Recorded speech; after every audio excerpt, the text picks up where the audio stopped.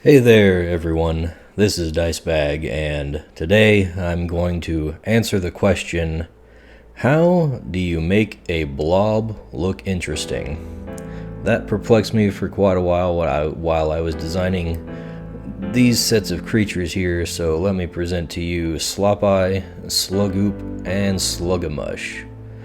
Now you can see here I'm just kind of getting a general form out for this guy. I kind of had an idea of what I wanted him to look like, but the specifics kind of eluded me, especially the hands here.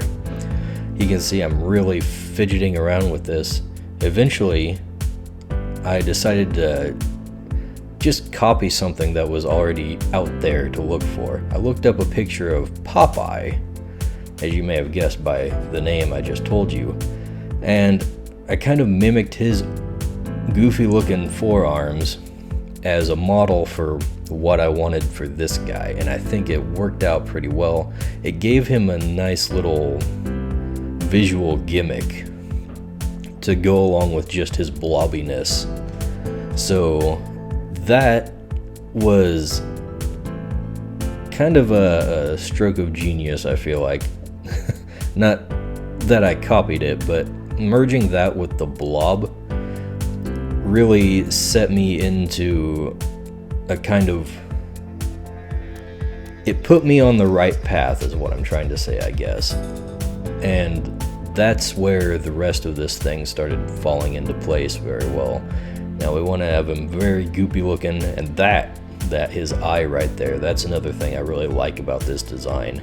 The way I made his eye look all gooey and watery, his pupil there, that really makes him look like he's distressed at his state of being, which is really what I want to happen. These guys are basically meant to be like, I guess the story behind them would be that they were created in pools of dissolved human flesh, and that's where they originally spawned from. And don't get me started on that being creepy. Have you read Pokemon descriptions? Don't even try. They've got Pokemon that literally try to take children into the underworld and prey on people while they're sleeping. I think a blob made out of dissolved human flesh is not so bad. But anyways, I don't have much else to say about this design here. We'll get into more details with the next guys, but here we're just finishing him up,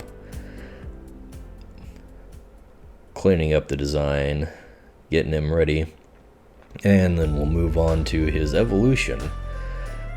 So if making one blob look interesting was kind of a challenge, how do you make it look grown up and bigger and more menacing? Well, I don't know. But this is what I did. I decided to make him more upright and more, I don't know, more humanoid. But we don't want him to look too humanoid, as you may have noticed. I put his face upside down. And that's a key thing. We don't want this thing to be too relatable. He's supposed to be creepy and disturbing to look at. So we give him a mouth on his forehead.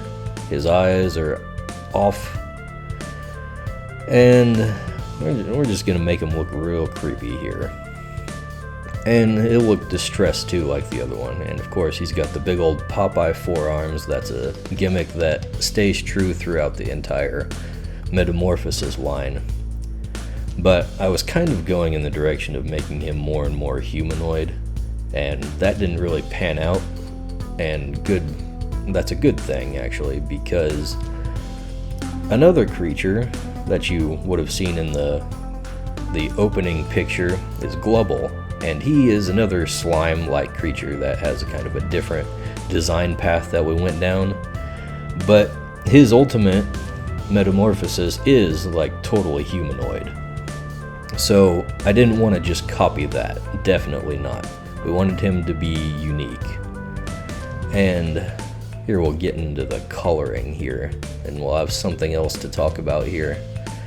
Here we're putting the irises in, and I wanted to do this because as I said before, they're supposed to be like an amalgamation of dissolved human flesh, and obviously that would be like various people dissolved into the same puddle.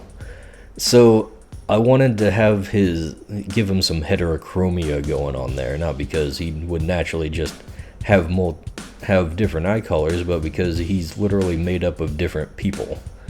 So one eye from one person, one eye from another person, and then we have Slugamush here. Now we're just gonna put the final details on here. I really like that this guy has an upside down face. That's probably my favorite aspect of him. And more details.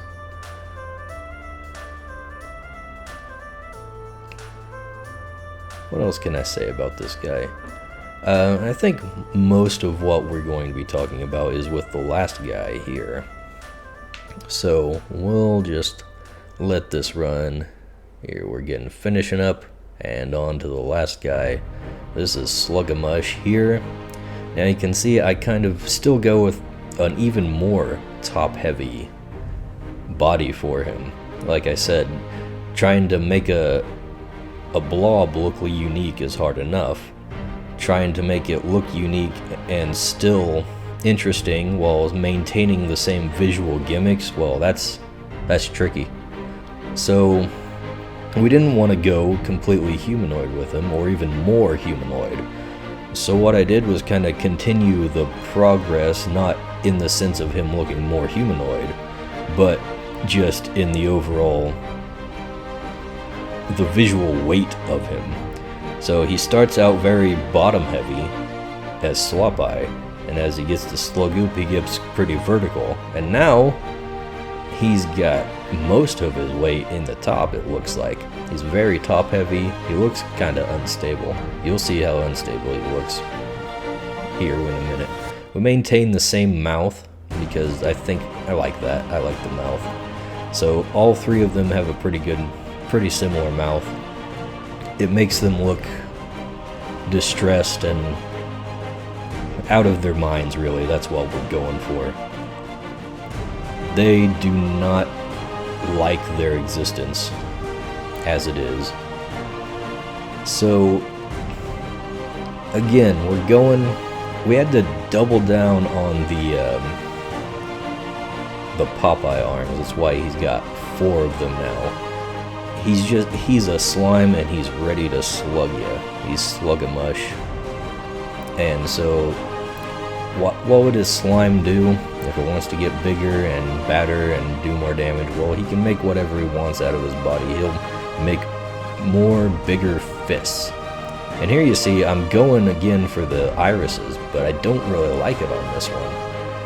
And I think I might remove it from Slughoop eventually, because the irises make them look a lot less distressed. That's what I found out here. You make the pupils smaller, but the irises, adding those in, just kind of ruins the effect. And with this, with just the black pupil looking all gooey and stuff like that, that makes him look kind of terrified perpetually. So here we go into the last of them. Here are their stats and all that. They're aberrant martial as they're typing, and that's because I wanted to have them paired up with the beholder type creatures that I had made up that I wanted my players to fight with. And one of the things I knew they'd run into is that my players have some construct creatures, which are strong against aberrant creatures. So what do we do when we want to counter that? Well, I'll bring in a creature that's got a typing that's strong against them. So we went with Martial, which is strong against constructs, and we just made up these guys.